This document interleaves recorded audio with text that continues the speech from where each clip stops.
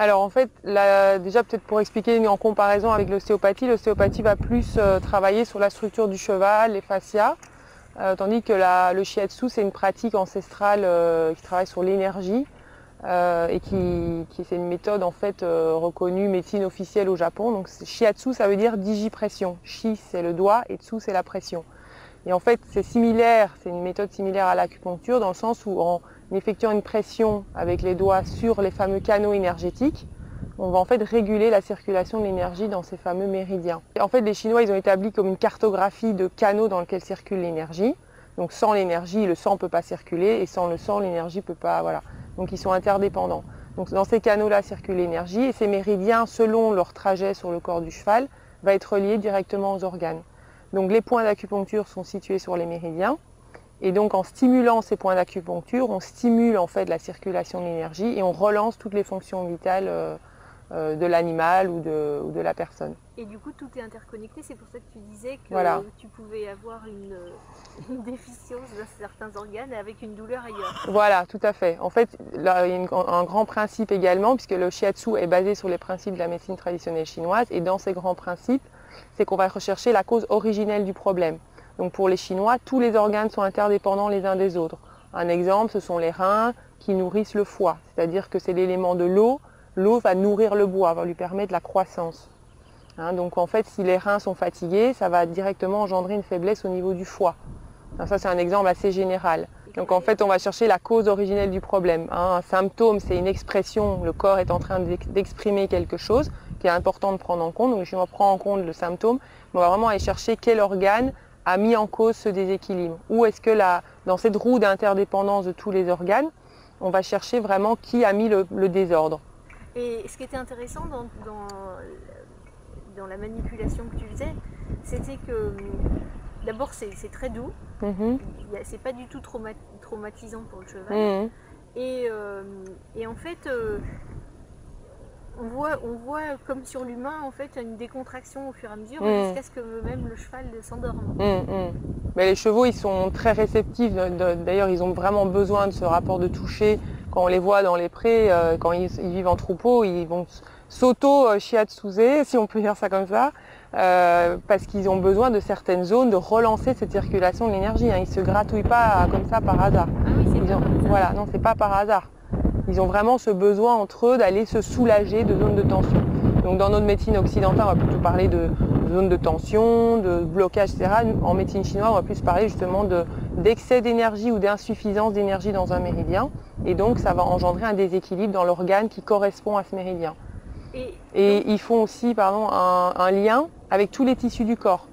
Par exemple, ils parlent que s'il y a une déficience au niveau du foie et de la circulation du sang, le foie va mal alimenter le corps en sang. Et donc ça va mal nourrir, ça va engendrer une déficience au niveau des ligaments, des muscles, des tendons. Donc on peut avoir une tendinite mécanique, purement parce que le cheval il se fait mal, mais une tendinite métabolique parce que le système, tous les circuits métaboliques commencent à se fatiguer. Et donc le shiatsu, il agit vraiment en drainage lymphatique, c'est-à-dire qu'il cherche, comme tu disais, qu'une méthode douce, il cherche vraiment à éliminer les toxines et à relancer aussi les émonctoires naturels.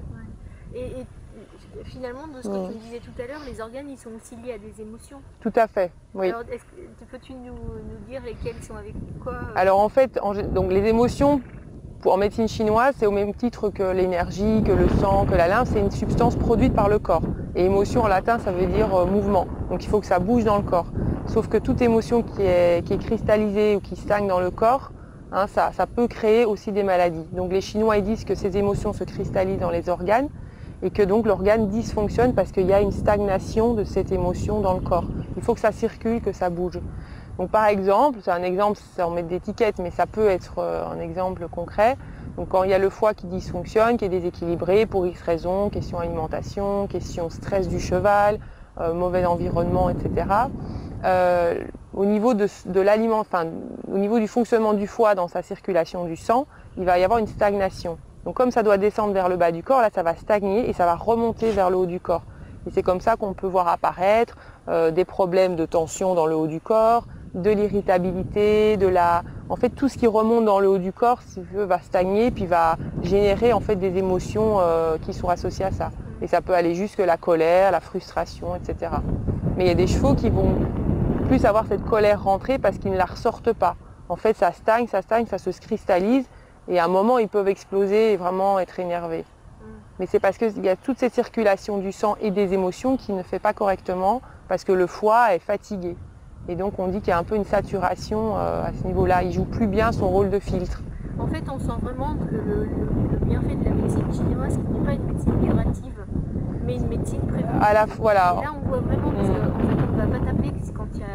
Enfin, on peut taper... Si, c'est préventif, c'est curatif. Mais finalement, c'est bien plus intéressant de taper régulièrement, que tu interviennes régulièrement sur le cheval, pour éviter justement de passer dans le rouge. C'est exactement ça. Donc c'est comme accorder un instrument de musique régulièrement que d'attendre qu'il soit complètement, qu'on fasse plein de fausses notes. En fait, c'est voilà, les Chinois, ils vont chez le médecin aux intersaisons, on va dire 4 fois par an, pour relancer la circulation de l'énergie dans les méridiens, dans les organes et pour harmoniser aussi la circulation des émotions, si on veut, puisque tout est lié.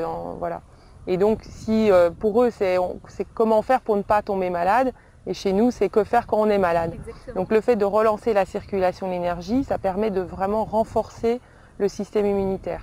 Et pour eux, l'objectif, c'est vraiment que la personne ou le cheval ait ses propres capacités d'auto-guérison. C'est vraiment, comme tu t'expliquais très bien, c'est de prévenir la maladie, donc de renforcer l'organisme pour qu'il soit lui-même autonome. Et de ne pas l'assister par des choses pour camoufler les symptômes, mais vraiment de relancer le fonctionnement des organes. Et quand les organes vont bien, tout circule bien. Voilà. Et alors, tu enseignes aussi le shiatsu en Oui, fait. oui. Quand je te voyais travailler, c'est pas évident, je trouve, parce que c'est vraiment pratique. Il y a cette notion d'énergie. Tu te connectes au sol. Voilà, il faut faire... Oui. Ça doit être assez difficile à transmettre. Alors, il y a beaucoup de travail personnel sur soi, parce que pour pouvoir ressentir l'énergie, être connecté avec l'animal, et ressentir lui son mal-être, il faut déjà beaucoup avoir travaillé sur soi et être bien ancré, travailler sa respiration, être en bonne santé physique et psychique. Voilà. Mais le transmettre, c'est quelque chose que j'aime beaucoup parce que je pense qu'au quotidien, justement, dans cette logique qu'il y ait une autonomie du cavalier avec son cheval et pour créer cette harmonie également et qu'il soit lui-même un peu plus à l'écoute des déséquilibres qui pourraient se mettre en place, donc en fait prévenir aussi la maladie, et ben, le rapport du toucher est très important et donc qu'il puisse apprendre des techniques de shiatsu de relaxation et mettre en place un peu au quotidien, ça permet au cavalier propriétaire d'être responsable de son cheval et même d'anticiper voilà, qu'il y ait des déséquilibres qui crient en symptômes plus importants. Ouais. Et une fois, c'est des stages qui durent sur une journée?